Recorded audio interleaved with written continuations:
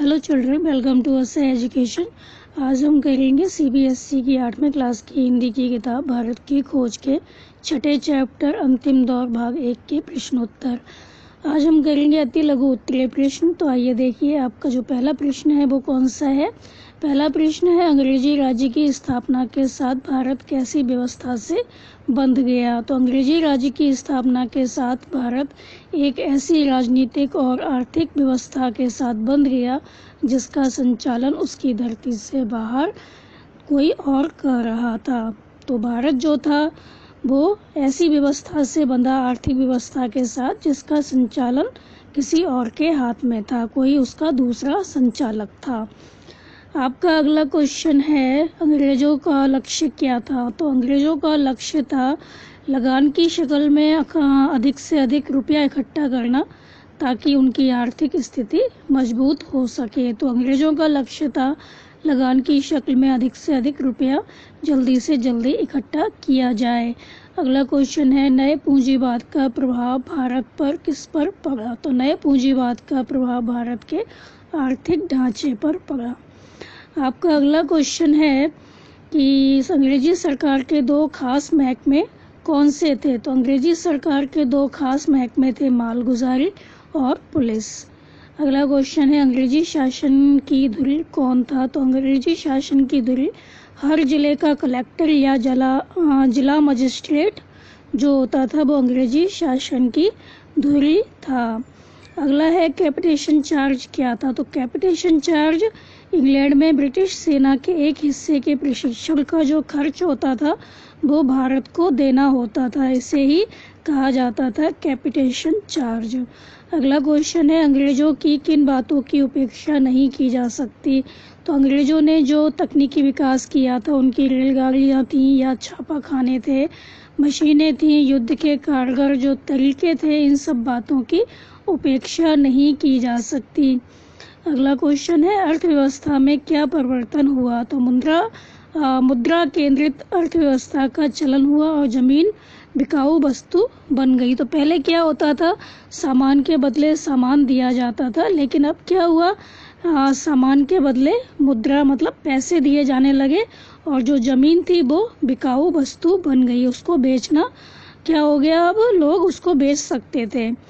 अगला है, मई 1857 में मेरठ में क्या हुआ। तो मई 1857 में मेरठ की जो भारतीय सेना थी उसने बगावत कर दी। आपका अगला क्वेश्चन है कि जो भारत में पाश्चात्य संस्कृति को लाने का काम किन किन लोगों ने किया। तो भारत में पाश्चात्य संस्कृति को लाने का काम शिक्षाविद, पत्रकार, मिशनरी, प्राचीन विद्या विशारद तथा कुछ अन्य लोगों ने किया।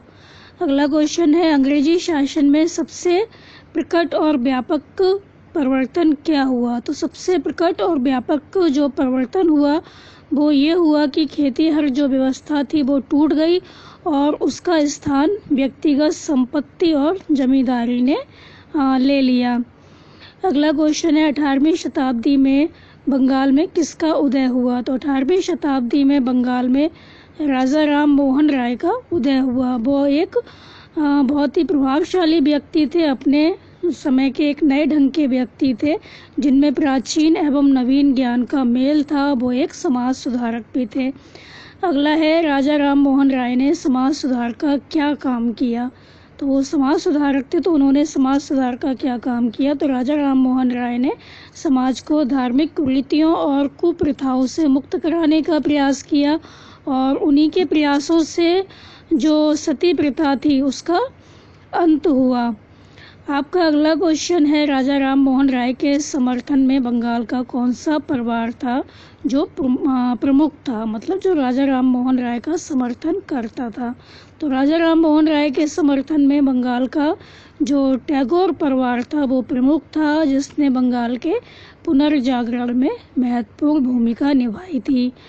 अगला क्वेश्चन है, उन दिनों जनता में ब्रिटिश शासन के प्रति कैसी भावना थी। तो ब्रिटिश शासन के प्रति जो सामान्य जनता थी उसमें बहुत अधिक असंतोष था और ब्रिटिश विरोधी भावना थी। अगला क्वेश्चन है मई 1857 में मेरठ में क्या हुआ। तो मई 1857 में मेरठ की भारतीय सेना ने क्या किया, बगावत कर दी, अंग्रेजों के खिलाफ वो उठ खड़े हुए। अगला है आपका क्वेश्चन, इस विद्रोह से कौन उभर कर सामने आए।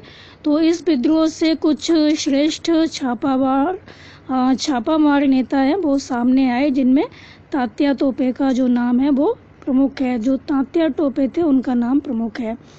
अगला क्वेश्चन है 1857 के विद्रोह के बाद ब्रिटिश पार्लियामेंट ने क्या कदम उठाया। तो ब्रिटिश पार्लियामेंट ने ईस्ट इंडिया कंपनी को अपने हाथों में ले लिया। अगला क्वेश्चन है 19वीं शताब्दी के उत्तरार्ध में किसने सुधार आंदोलन की शुरुआत की। तो 19वीं शताब्दी के उत्तरार्ध में स्वामी दयानंद सरस्वती ने सुधार आंदोलन की शुरुआत की। अगला क्वेश्चन है बंगाल के उभरते मध्य वर्ग पर किसका प्रभाव पड़ रहा था। तो बंगाल के उभरते मध्य वर्ग पर ब्रह्म समाज का जो प्रभाव था बहुत अधिक था। आर्य समाज के आंदोलन का नारा क्या था। अगला क्वेश्चन है ये आपका। तो आर्य समाज के आंदोलन का नारा था कि वेदों की ओर लौटो। अगला क्वेश्चन है 1912 में कौन सा उर्दू साप्ताहिक निकला। तो 1912 में अल हिलाल नामक जो उर्दू साप्ताहिक था वो निकला था और इसका आरंभ किया था अब्दुल कलाम आज़ाद ने। अगला क्वेश्चन है सर सैयद अहमद खां कौन थे। तो सर सैयद अहमद खां एक मुस्लिम समाज सुधारक थे। वे आधुनिक वैज्ञानिक विचारों के साथ इस्लाम का मेल बिठाना चाहते थे। अगला क्वेश्चन है नए विचारधारात्मक आंदोलन चलाने वालों में कौन प्रमुख थे। तो राजा राम मोहन राय, स्वामी दयानंद सरस्वती और स्वामी विवेकानंद।